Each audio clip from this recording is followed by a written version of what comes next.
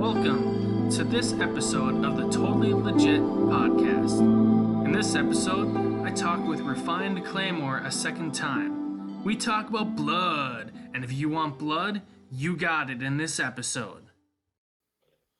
All right, so today I am here again with Refined Claymore because I can't find any other interesting guests. Ben, how you doing? To be here. Me, same old. We were chatting a little bit before we got started and how Bloodborne was really your first major Souls or Souls-like title.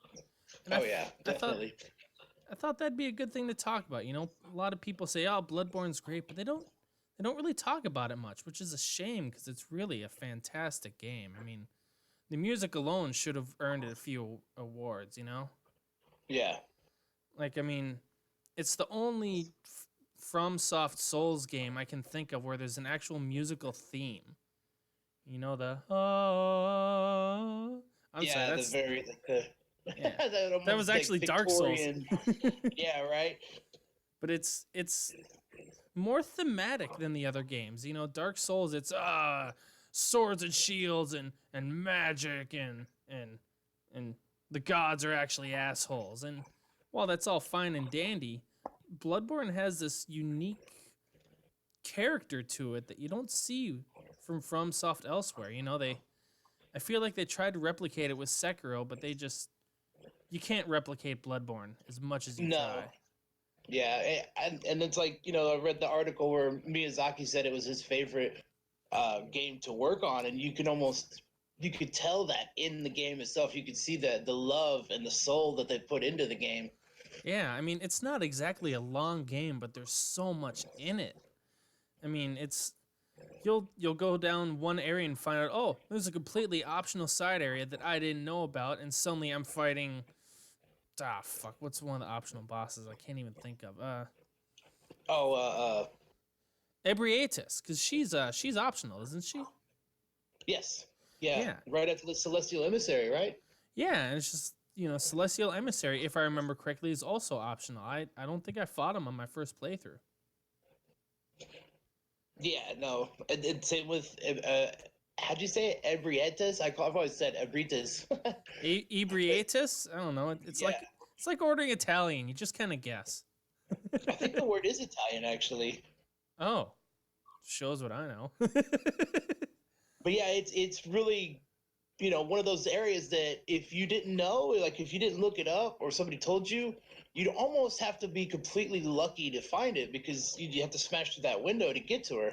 Yeah, and then just finding the Upper Cathedral Ward alone is weird. I still can never remember how to do that when I go back to play.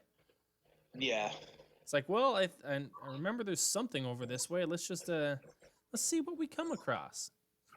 Well, that area is also frustrating with the damn brain suckers. Oh, fuck the brain suckers, all right? Those motherfuckers, if you get two of them aggroed at once, they will just chain brain suck you until you're dead. Oh my God. I mean, they're cool and all, and one-on-one is whatever, but oh my God. I mean, I like the nice dark, sort of empty atmosphere up in there. Everywhere else in Bloodborne feels super busy, but the Upper Cathedral Ward it's got that Anor Londo feeling of just there used to be a bunch going on and now there isn't. Right. Which is one of my favorite FromSoft aesthetics. It's what makes Anor Londo as great as it is. Oh man, I missed my first playthrough of Bloodborne. It was such a clusterfuck of chaos and not knowing what's going on and freaking out. Yeah, I want to say its beginning is a bit more confusing than other From titles. Yeah, I mean, the fact that you have to die in order to reach the Hunter's Dream alone is confusing. Yeah. And then Insight, figuring that shit out, man. I still don't know what all it does. Remember going to the Witches of Hemwick for the first time, my buddy and I figured out that Insight summoned those assholes in need of a shampoo. And so we got down to 0 insight each, and then one of us used an insight to summon the other, so we were back down to 0. Yeah. And we died on the witch the first time, but we had that Yep. insight, and so we just kept going at it. It was we were kind of pussies about it because we didn't know what we were doing. Oh yeah, totally. I died to her the first couple times too because of those assholes. I still don't even know what they're called. I mean, the enemies in that Yeah. game, the names are just elusive. Oh yeah. Well, they're very. I like the whole, Lovecraft existential horror with like the whole cosmic interdimensional beings and Oh the yeah, fact that you can see more brings out more, which is really a cool mechanic. yeah, it's like, are they are they gods? Are they demons? Are they aliens? What the fuck are the great ones? Ooh, Probably a bit of all three. speaking of the great ones, you know about the plain doll's little prayer that she can do, right? I'm not sure actually. Where you can find her at one of the graves before you go into the hunter's nightmare, and she'll be saying a little prayer. Yeah. Lance did a video recently showing the different states of that and how if you really kind of glitch the game out and go back to the original version, she has a little lullaby she can hum, which was weird as all hell to find out. I mean, the game's been out for how long, and we're still finding new things? Yeah. Is that the one where she calls the moon president's Flora? Yeah. Let me. Bloodborne came out in 2015. That's right. Let me see if I can find it here, because it's just out of nowhere. You know, sometimes she's silent, sometimes she has something to say, and there's so much intrigue just behind the plain doll, let alone everything else. Well, that's like if you clip the camera into her head, she has another set of eyes inside her head. She's got eyes on the inside. I think that's actually just a full eye model being rendered in there, but Ah. because you can glitch into a bunch of other heads in games, and the eyes are actual full orbs in there. Right. Now I've got it here. She says, "O Flora of the moon, of the dream, O little ones, O fleeting will of the ancients, let the hunter be safe. Let him or her find comfort, and let this dream, his or her captor, foretell a pleasant awakening." And then, if you've given her the small ornament, she says at the end, "Be one day a fond, distant memory." Just completely out of nowhere, you teach her a little bit about nostalgia with the hair ornament, and she really takes it to heart and wants you to feel the same thing. And Lance's video, which I'm going to link in the description here, by the way, was just so insightful on that. And he talks about the percentages and just all the little things that go on in the hunter's dream alone. Oh, man. Oh, yeah. Like, what about see, and that's one of those things that I feel like ties Dark Souls and Bloodborne is when you're in the dream, if you look out, just look out to the horizon, you can see the arch trees. Or the pillars, yeah. It's or weird. The pillars. Same difference. Yeah, well, there's no branches on these, but you don't see them down at Ash Lake either. I mean, I love you first. I was just gonna say, are they different dreams or what? I think they are separate. I think the pillars are supposed to be more of a, what am I thinking of? Like the roots of the dream going up into the moon presence. I always gathered it more like that. Okay. Because they're just there. There's no explanation. There's no meaning. Like the arch trees have meaning, but the pillars are just kind of, I don't know. Speaking of the hunter's dream, it is a perfect example of how you do a main hub. It's small, but there's everything in there, and it's interesting and unique. It's not like Destiny where you're running for 5 minutes across the map to go talk to one person. Right. It's not Dark Souls 3 where you've got to go up and around to find patches and up around further to find the crows. It's boom, you got a house, a little pathway, and a bath. And then a Even boss the arena Demon over there. Souls, the hub in Demon Souls is kind of confusing too. Yeah, I've never played it, but it looks big. Like, Yeah. whoa, holy shit. Looks cool, but big. Firelink Shrine in Dark Souls 1 is another good example because that one's really connected. Right, right. It's like you can get to everywhere from there. Oh yeah, and it's still everything you want is really condensed. You've got that upper area by the bonfire and then a little bit down by Anastasia, and that's it. You know, you're not looking and looking and looking to find this one NPC who's tucked over in a corner. It's boom. You want to find these people, they're right there. See, yeah. See that you're right though. That is what Bloodborne has on all of them. Is it's even more simple than that. It's just all right there for you. Yeah, and sure you've got the Odin Chapel, which is also kind of a hub, but hey, that's also really small and concise. And it's still Right. nice and interesting. And poor little what's his name with the incense just wants friends. That dude's Yeah, creepy. my first playthrough, I think I killed that guy because I didn't realize that he was an ally.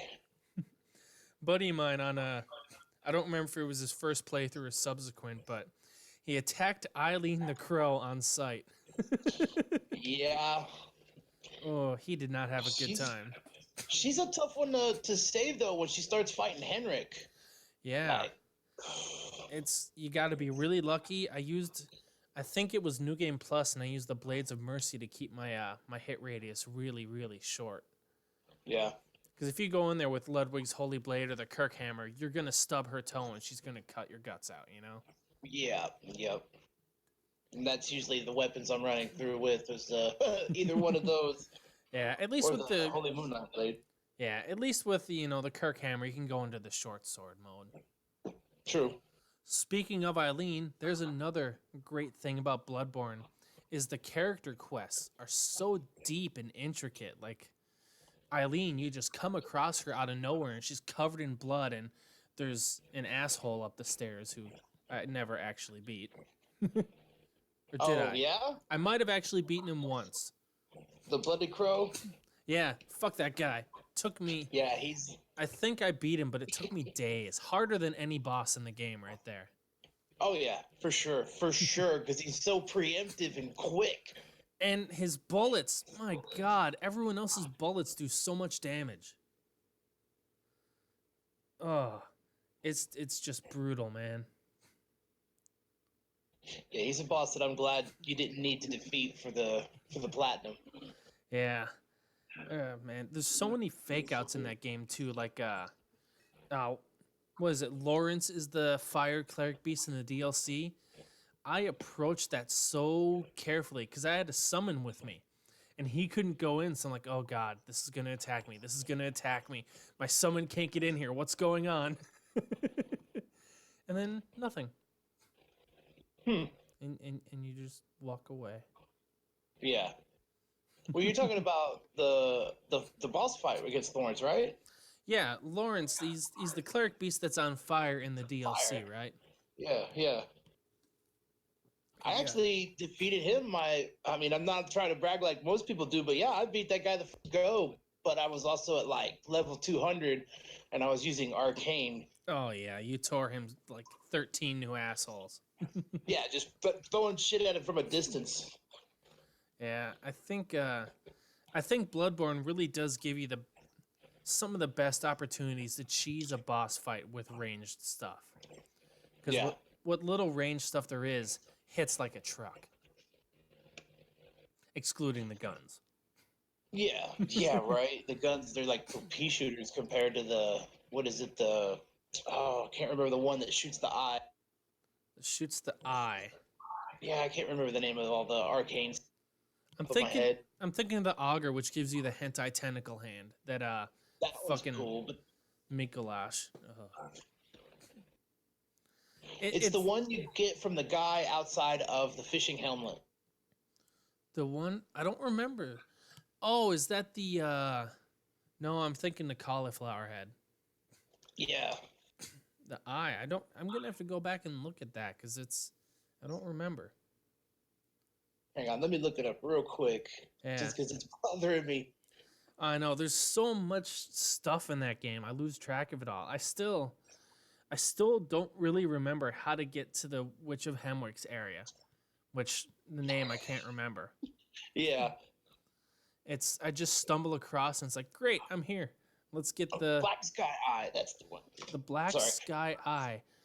Yep. Oh, I remember now. Isn't that like just a quick single projectile?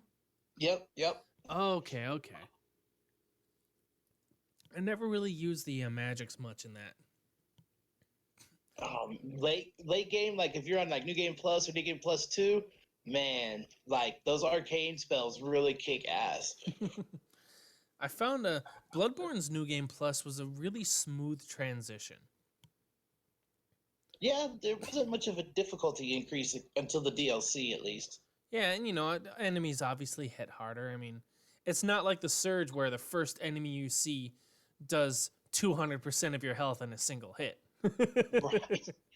Oh, that New Game Plus doesn't fuck around, but Bloodborne's felt like very natural progression from the first playthrough. Well, one thing I've always felt was really interesting about Bloodborne and how it's set up is like the Chalice dungeons, they don't actually scale with the New Game Pluses, like it's based on your own abilities. You have to get there and earn these items from going through New Game and New Game Plus and through the Chalice dungeons to get further in them, which was kind of an interesting mechanic, in my opinion. Yeah, you can imagine how that sudden difficulty drop fucked with me when we first started doing the chalices on New Game Plus 3. Right? You're like, what is going on? Like, hello, this is supposed to be hard. And then we got hit in the face. Yeah. Then you find your way into a cursed, defiled chalice dungeon, and you're like, okay, what the fuck is going on here? Oh, little shortcut for the chalices if you're going for the Queen Yarnum fight. It doesn't have to be your chalice. Oh, really? I did the random co-op search a bunch, and I helped someone do the fight and got the achievement for it. Wow. I was like 10, 15 chalices away from getting to that fight. And it's like, well, I just saved myself a bunch of shit. Yeah, that's super fucking lucky. So does that mean you didn't even fight the cursed defiled amygdala? Nope. That's luck, man. It is. That was a hell of a fight. Hey, it's karma for going out to help people, man. Yeah, I guess. Yeah. The random co-op searches, you get some great shit that way. Man. So, man. You should experience that fight just because. Oh, I did. Believe me, Okay, I did it legitimately the first time. Right on. Because, like I said in our first episode, I 100% it with a friend on borrowed PlayStations on their profiles. So we did all that legitimately, and it was fucking awful. I remember the one with the Watchdog of the Old Lords, where your health is cut down. Oh, that was the worst one for me. That fight almost made me give up. It's a hell of a fight. Oh yeah. After that, it got to be more smooth sailing, but they throw that curveball in there, and you don't come out of it well. I think I wound up using the bow blade to beat it, which works. Yeah. I love the bow blade. I think I used the pizza cutter myself just because it has that extra damage against beasts. The pizza cutter. That's a weapon that could never get to work well for me. Oh, yeah? I love it, and it's so much fun to use the weed eater part, but my timing is just off on it, and all of a sudden, I'm not cutting pizza, I'm dead. Yeah. It does have its openings that if you miss, you're just wide open. Yeah, I remember I got two buddies with me, and we just went around doing that on regular enemies in a level. Hell yeah. That was fun. I think one guy put fire paper on his. Oh, good times. Grinding up meat. Yeah. You know, you work up quite a hunger when you're on the hunt. Right. A hunter must hunt. A hunter is a hunter, even in the dream. Oh, fuck me, Galash. Oh my Man. god, that fight. That The first time I fought that guy, he jumped at me and I swatted him with my sword and he flew off the ledge and it killed him instantly. you lucky motherfucker. I know. My buddy and I will try to co-op that fight, and we can't do it co-op. We have to be solo. Yeah. Like one of Especially us, when you start casting that auger. Sorry, what were you saying? like we'll just die. My trick with him is always I pull out the Blades of Mercy, or just any weapon, and the moment I run out of stamina, I use the Auger of Ebrietas to throw him down. I get my stamina back, and I keep wailing on him, and just lather, rinse, and repeat. It's the only reliable way I have to kill him without getting hit. Damn. Oh man, I get destroyed. Whew. How do you feel about the argument that Bloodborne doesn't have a wide build variety? See, if you're comparing it to Dark Souls, it doesn't. Because Dark Souls has 3 or 4 different magic types, as well as, you know, you can do probably 12 or 13 different builds just melee. Right. Right. So when you compare it, it doesn't have much. But in reality, you know, you've got strength, you have skill, you have arcane, you have blood tinge, you have combinations of them, so it's still a fair amount. And the weapons alone give you a different build feel. So I don't think it doesn't have variety. I just think comparatively it doesn't. Yeah. Yeah. And the blood gems can definitely change up all of that style too. Oh yeah, the blood gems, I forgot about that. I love that aspect. I'm really bad about going through and getting rid of old ones. So whenever I go to put on better blood gems, I'm just scrolling through looking for blue numbers to appear. Yep. Oh my god, I've gotten good at just looking for the blue while auto scrolling. Just gotta find the good ones. And I always have that one that has the -8 health, but really good damage. And I look at it and I think about it and I just keep scrolling. The minus health ones aren't so bad. It's -8 though. Oh, oh wow. Yeah. I've got a couple of those and I look at them and it's like, God, if I was good at the game, these would rock. Right. Need that extra health. Oh man, I am not good at Bloodborne. Really? I don't suck, but I'm not soloing most fights. I'm not going through no damage. I play it to have fun. I'm not a pro gamer. I have not gotten good. There's nothing wrong with that. I mean, it's not like I'm dying to regular enemies all the time, but most bosses take me a few tries, even with all the experience I have behind it. Except for the Cleric Beast. The Cleric Beast is a little bitch. I know Bloodborne's. I don't know. Like I said in the last podcast, like Bloodborne just came so naturally to me. Like I don't know. I flew through that game and just in like a couple weeks, and I loved it, every bit of it. I know my brother-in-law he glides through it. His first playthrough, I'm going co-op with him, and he actually got the Orphan of Kos on his first try with me. Oh wow!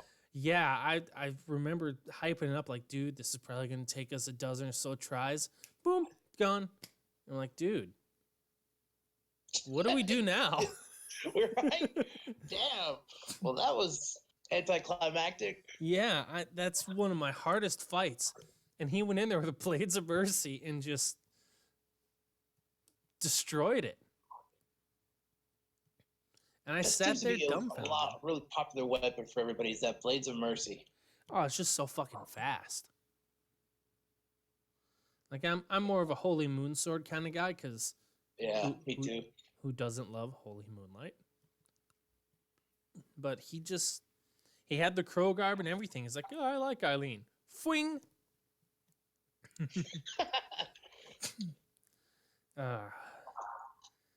I wish FromSoft would expand on the Chalice dungeons. Because that's, I hear a lot of people hating on it, but I loved that because that's essentially limitless possibilities. And if you're trying to do co-op, the random co-op search is your go-to. I'll sit there for a couple hours and just help people, and chances are I'll die, but I tried. Yeah. Right. And some of these people. Sorry, say again.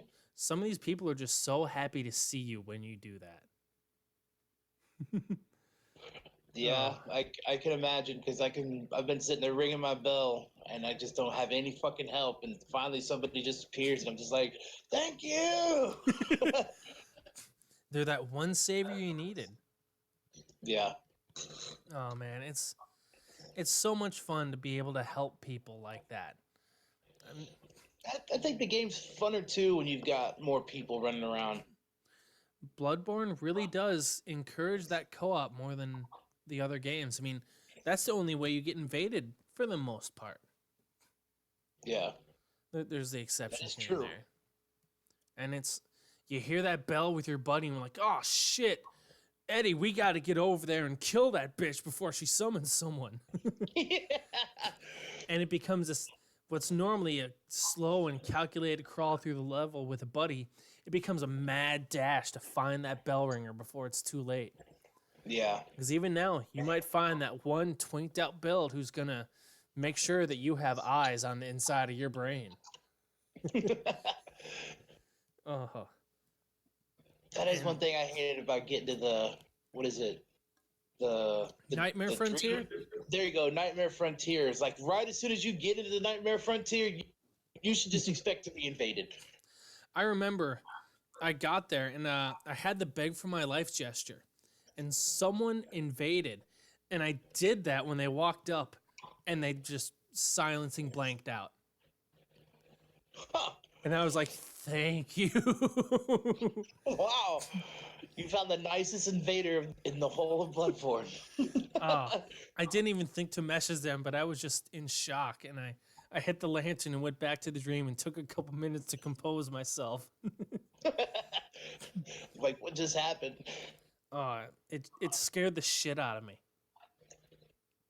It's kind of sad that you can't drop items in Bloodborne like you can in Dark Souls, because I've always had. You ever run into an invader item and then they black crystal out? You're just like, okay, I'll take all this stuff. 99 dragon scales were given to me once in Dark Souls 1. Oh, wow. Yeah. Oh, wow. I used maybe 2 of them. I don't use the dragon weapons much. So it was like, oh, thanks, dude, but you kind of wasted them on me. Yeah. Is the Drake sword a dragon weapon? It has to be. You get it from... Yeah, it is. Yeah. But I don't use it. Well, I admit it, my first playthrough, when I got it, I used it until I got all the way to Quelaag, then I used her sword. Yeah, I was very much a winged spear kind of guy for my first playthrough on that. Oh, nice. Because it's like, oh, I can stab them from further away. Fuck yeah, I don't want them hitting me. Oh, man. So what would you think if From made a Bloodborne 2? I would masturbate over several copies of that and send a video to Miyazaki telling him I love him. That would be weird. Bloodborne needs a sequel or a prequel. Let's see what happened in Lauren. Okay, I agree with that. I mean, it's like, hey, there's this place buried in sand where the Beast Scourge happened. And I'm like, okay, can we learn some more? No. More about, the Thumerians and the relationship with the Great Ones. I mean, or even a sequel story-wise that gives us more context on that, you know? Yeah. Come on. Sony, just give it to us. And give us Bloodborne Kart. Yeah. Oh, I would if we put enough memes we could get that one. Sorry, what were we going to say? No, I was about to say the same thing. It's like if Alice Cooper made a golf game. I don't normally play golf games, but I'd buy the shit out of that. Alice Cooper Golf. I mean, who needs sand traps when you've got boiling pits of lava filled with the souls of the damned? I'd See, now play I that. would play that golf game. Yeah, I'd play the fuck out of that. Just like I would play the fuck out of Bloodborne kart. Yeah. I mean, I heard some. I read somebody, or maybe somebody was just talking out their ass, but I saw somebody like trying to get together devs to kind of maybe make a little, Bloodborne kart game. I don't remember which group it was in. that's something that I would very much like to follow, actually. Because that'd be pretty kick ass. Yeah, yeah. And It's either an Elden Ring group or the Bloodborne group. Somebody was talking about it. I'd have to find the link. What the hell else are you going to talk about in an Elden Ring group? Master Hodir and the Blade of Truth pulled from the chest of Igor the Hunched? Igor the Hunched, that's a new one. I mean, I don't follow the lore theories. All I know about is Master Hodir. Yeah, yeah. I mean, they've given us so little that I don't care. Yeah. It's like, oh, a trailer that looks like Berserk. Great. Can we have some gameplay? No. And so I just got hyped for the Surge instead. Yeah. And especially after my experience with Sekiro, I'm hesitant on Elden Ring because, everyone knows I didn't like Sekiro. Right. And after that, I'm like, well, are they going to do good with Elden Ring? By me, at least? I don't know. I'm hopeful. I really am. I want it to be good. But we'll see. Yeah, I think it's going to be their tradition style. Yeah. Oh, speaking of the Surge, announcement was put out yesterday or today that the Surge 2 has story DLC coming, and the season pass is either out or about to be out. Oh, cool. So for anyone interested, have you gotten that yet, Ben? No, I have not. Shit, man, you gotta. It is. I know you were talking about your truck being broken down, but man, you're missing out. I know. I want to get it. I definitely do. Like that, and Code Vein, and the Outer Worlds. Oh my god, I need to get that. I mean, the Surge 2 is lacking some of the character from the first game, I think, in the environments. But it's got tons of improvements gameplay-wise. Although, single-rigged and heavy-duty is a little slower than I remember them being in the first one. I went back to the first and was like, wow, single-rigged was kind of fast and awesome. Is it still Warren in the second one? No, Warren is an NPC in the second one. Oh, interesting. I won't tell you who, but he's there, and he's very worth helping. You play a custom character that doesn't talk, which I really think was a move in the wrong direction, because I liked Warren as a character, and I liked how they did that, Yeah. But it let them focus more on other characters, and yeah, the story is kind of predictable. Yeah, the game's easier than the first, but it's still really fun.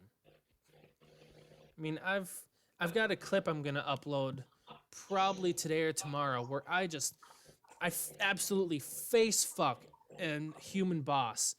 I'm just constantly healing and regenerating stamina, and I don't stop attacking. Wow. And I don't get staggered, and I keep staggering him, and it's New Game Plus Plus.